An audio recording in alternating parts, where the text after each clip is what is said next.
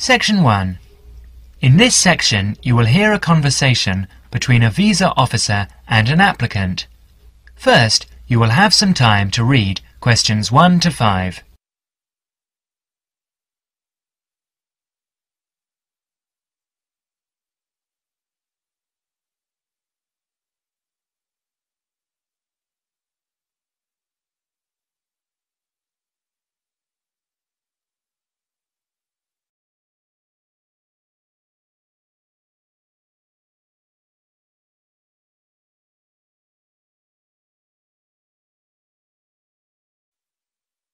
You will see that there is an example which has been done for you.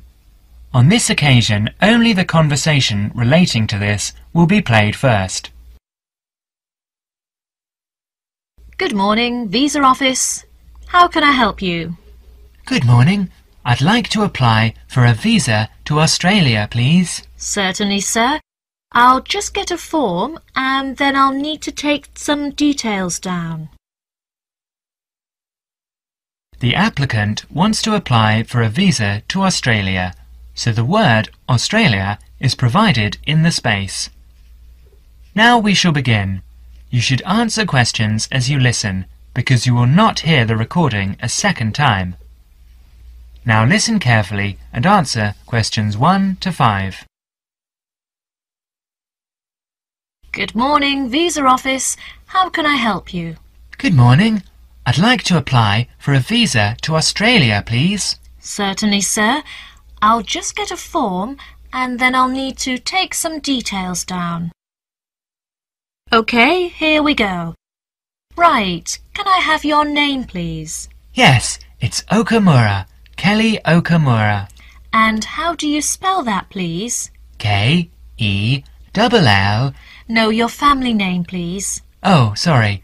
It's O-K-A-M-U-R-A. O-K-A-M-U-R-A. And your address? Apartment 106, Kingston Street, Hawaii. Kingstone Street, Hawaii? Yes, that's correct. So you're an American? Actually, I was born in Japan, but moved to Hawaii 6 years ago. And can I have your age, please, Mr. Okamura? I'm 32. And are you married? Yes, I am. My wife's Chinese. And will your wife accompany you to Australia? Yes, she will. In fact, that's the reason we want to go. Her sister lives in Sydney. Now you will have another chance to look at questions 6 to 10.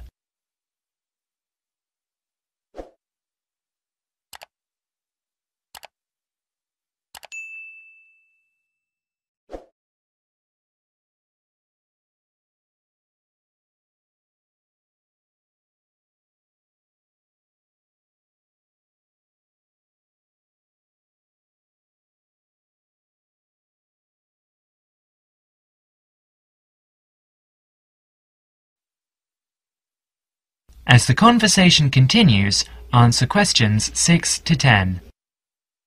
Do you have any relatives living in Australia? I used to have an uncle, but he died several years ago. Now there's only my sister-in-law and my wife's cousin. So the purpose of your trip is to visit your wife's relatives, am I correct? Well, not exactly. Mainly because I have my own trading company and I will be looking for business opportunities. Although I do want to do some travelling as well. You know, see some of the sights, that sort of thing. Although I don't intend to work in Australia. And your wife, what will she be doing? She'll be studying English. She wants a student visa. And how long do you plan to stay? About 1 year, I guess. Well, I'm afraid a standard tourist visa is only valid for 30 days. Although in your case, we can issue you with a business visa. Business visas last for 6 months, but you will be able to renew it. We can give your wife a 12-month visa, though. 6 months is okay. So what do I need to do now?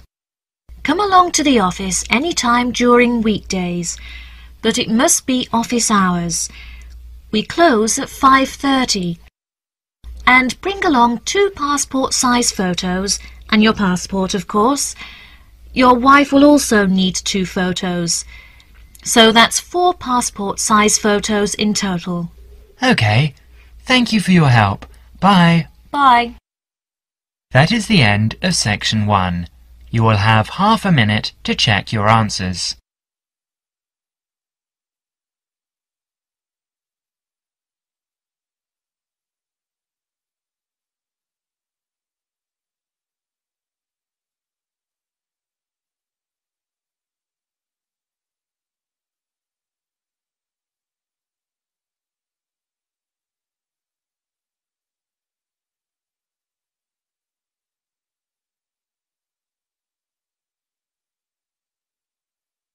Now turn to section 2. Section 2. You will hear an informative talk given by Michael on how to keep out burglars and keep your home safe. Before you listen, you have a chance to read questions 11 to 20.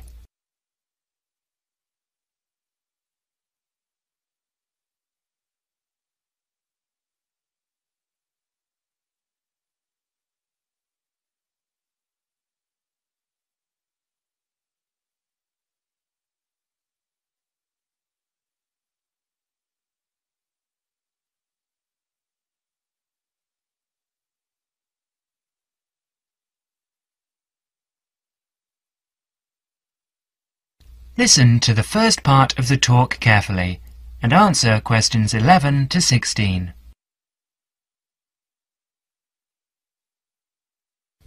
Keep them out. There's no fail-proof way to keep out a burglar, but every little bit of deterrence helps. Even if you can't afford a security system, you can take a few minutes to make your home a little safer. Some relatively simple steps will greatly decrease the odds of a break-in, which means you can enjoy more peace of mind. And isn't that what home is all about? Think like a burglar.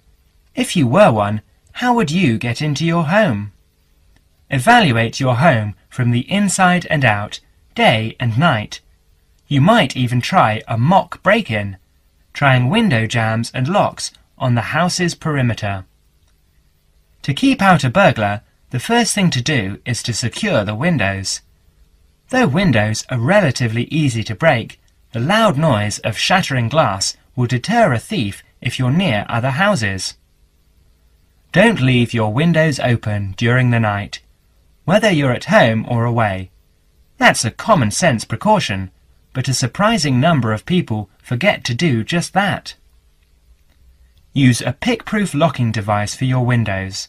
Make sure the frames are solid. If you're beyond the earshot of your neighbours, they won't hear the glass breaking. Consider installing a plexiglass sheet for the more accessible windows. This will make entry through them more difficult. Your doors should also be secured. If you don't have a peephole, install one in the front door. If you have one, make sure that you and your family are in the habit of using it. Don't open the door to anyone you don't know, especially at night. If the peephole is out of the reach of your children, keep a stepladder or stepping box by the door for them to use. If there's any glass within 2 feet of your front door lock, consider a locking device that would be out of reach if that glass is broken. Now, a few tips on how to protect your valuables. Don't leave your valuables, stereo, computer, jewellery, etc., where they can be seen from the window. If you don't want to hide everything from sight, consider blinds. Make a valuables inventory. Keep a record of your expensive and personally significant items. Not just a listing, but a photographic or videotape record if possible. Store this inventory at another location. This is helpful for both the police and the insurance agency to identify the stolen goods. Use an engraving pen to mark these items with some kind of personal identifying information, such as your initials, in an inconspicuous place. This also helps record your possessions in case of any other mishap, such as fire or flood. Now you will have another chance to look at questions 17 to 20.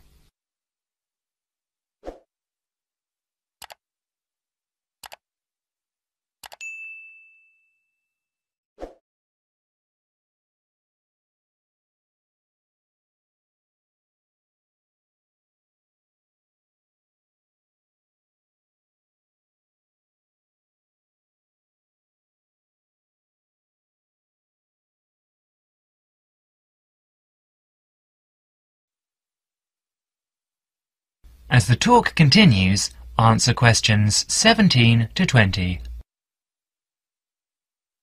Don't stop your security awareness at the outside walls of your house. Your yard areas, if any, also deserve your attention. In general, don't leave anything around the yard that might help a burglar get into your house. Ladders, stackable boxes, or any garden tools should be put away, preferably in a locked cabinet. Install a light in your yard that is sensitive to movement. Place it high and out of reach. Trim hedges or bushes that are near doors or windows.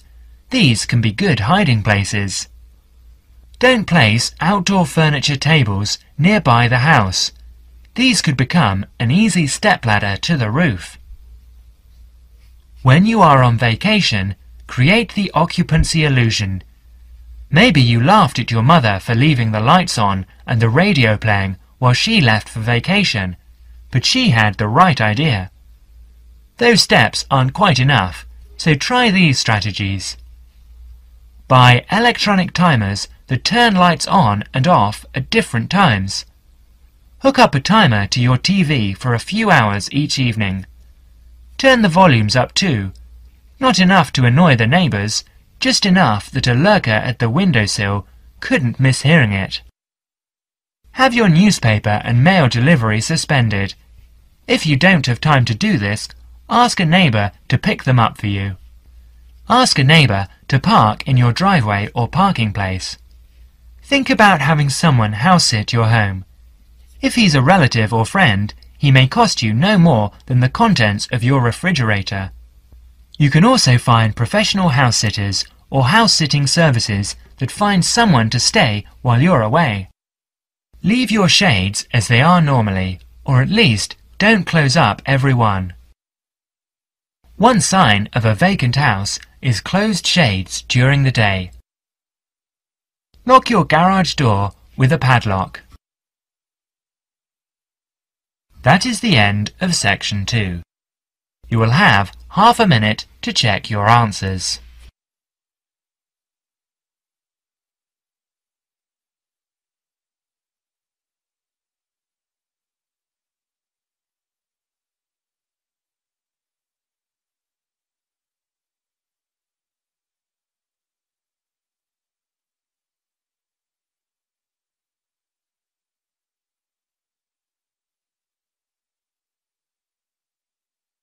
Now turn to section 3. Section 3. In this section, you are going to hear a conversation between Anne and Merton. In the first part of the conversation, they are talking about the commands of training dogs. First look at questions 21 to 25.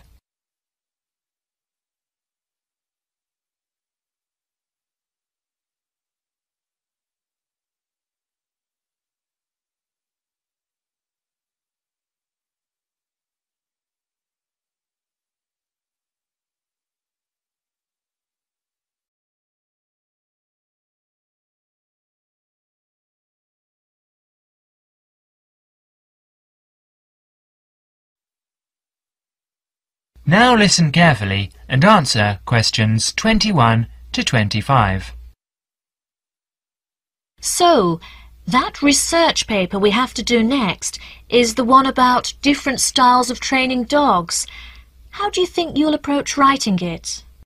You know, I've been thinking about it, and I feel that the best way to write it is to divide the paper into two main parts.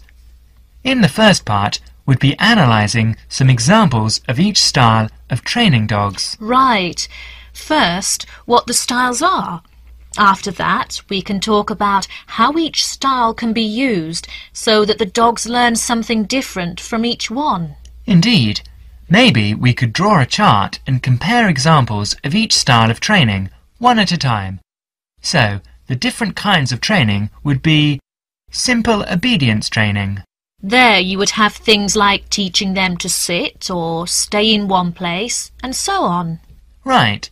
So included here would be simple audio commands, like speak. Yes, basic commands are just spoken words, aren't they? And then there would be the more guard-oriented training, where the dogs are trained to know a specific place well. Patrolling and barking are probably the best examples, because most people have seen them in many places, especially in homes. And this would lead us to the attack dog training, which is physical as well as spoken, training the dog to knock someone down and even bite if they have to. Right. So there's another category as well, sniffing dogs, which make up the searching category. I've read that in the UK, every major airport or government building has these dogs to search for all kinds of dangerous items.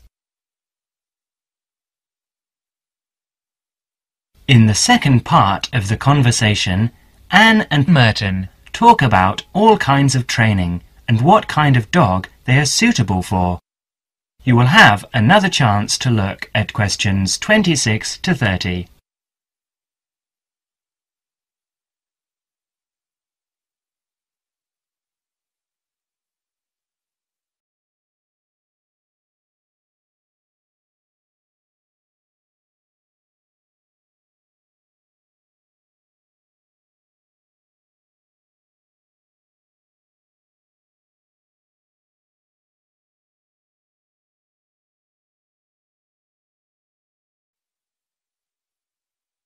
Listen carefully and answer questions 26 to 30. I can believe that. Well, we have a good list to build on. We're finally getting started now, so let's try to figure out when each type of dog training should be used. I guess we can start by trying to figure out the best situation for each type of dog training. What do you mean? What I mean is whether each type of training should be used with different kinds of dogs. We could use basic obedience training, for example, and ask whether it's more useful for a small dog, a medium-sized dog, and so on. In this case, I'd say obedience training is best with small dogs because they tend to get excited easily, and this will help keep them out of trouble. Okay, that makes sense. Then, let's look at physical training. Even though some people think it's ideal for every breed of dog, I think it's better suited to the larger kinds. Small dogs usually just aren't smart enough to understand the physical commands, and they can even get hurt from them. The specialized sniffing training is the same. I think it's better with the more intelligent breeds of dogs, and it's hardly ever useful with really small dogs. Attack training, however, can be useful for every kind of large dog as long as the dog is treated well and given a lot of attention and care. All right. And what about guard training? Barking is an ideal way for small dogs to guard a home. I know they aren't big enough to stop a person, but making some noise is often all a dog needs to do. Other kinds of guard training, like biting, though, are different. I'd always plan to teach that to a smart dog, giving them a chance to use their brains and defend their homes. I'd have to agree. Trainers often just teach large dogs to bark at a person when they think something isn't right. But if the dogs know how to use physical skills in a bad situation, they could save their owner's life someday. Yes. I suppose that different people would have different needs for their pets. Right, and different trainers would recommend different methods for different breeds. That is the end of section 3. You will now have half a minute to check your answers.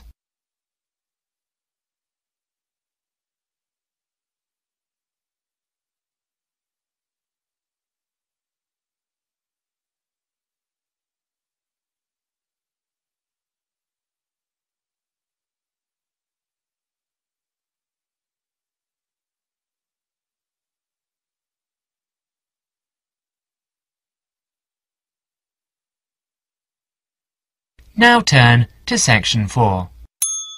Section 4. In this section, you will hear a lecture given by Dr. Jesperson about children's language acquisition. As you listen to the talk, answer questions 31 to 40.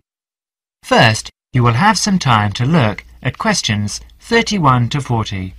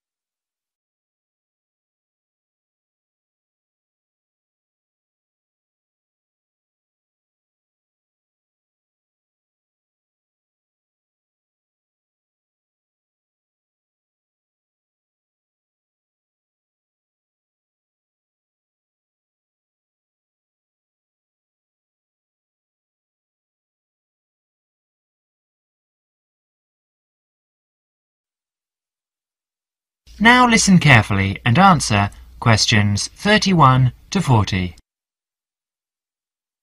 Today, in our series of lectures on human language, we are going to be looking at the way in which children acquire language.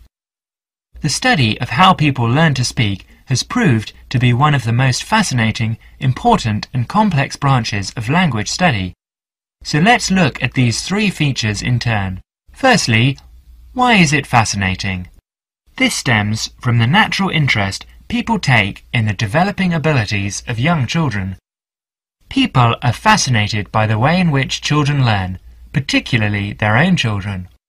Secondly, it is important to study how we acquire our first language, because the study of child language can lead us to a greater understanding of language as a whole. The third point is that it's a complex study, and this is because of the enormous difficulties that are encountered by researchers as soon as they attempt to explain language development, especially in the very young child. In today's lecture, we will cover a number of topics. We will start by talking about research methods. There are a number of ways that researchers have investigated children's language, and these include the use of diaries, recordings and tests, and we'll be looking at how researchers make use of these various methods. We will then go on to examine the language learning process, starting with the development of speech in young infants during the first year of life. This is the time associated with the emergence of the skills of speech perception, in other words, an emergence of the child's awareness of his or her own ability to speak. We will continue with our examination of the language learning process, this time by looking at language learning in the older child, that is, in children under 5.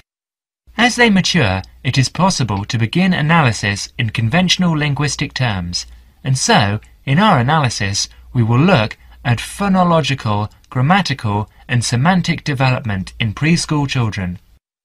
In the second part of the talk, I would like to review some educational approaches to the question of how linguistic skills can be developed. In other words, how can we assist the young child to learn language skills at school? Initially, we will look at issues that arise in relation to spoken language. We will then look at reading and review a number of approaches that have been proposed in relation to the teaching of reading.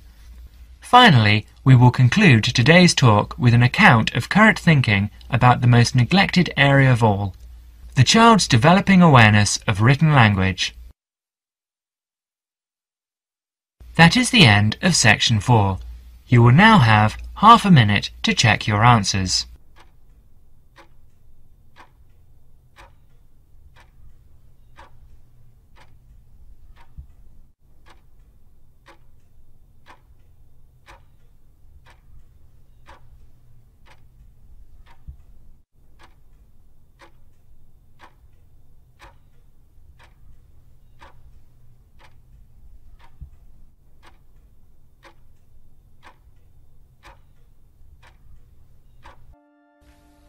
That is the end of Listening Practice Test 5.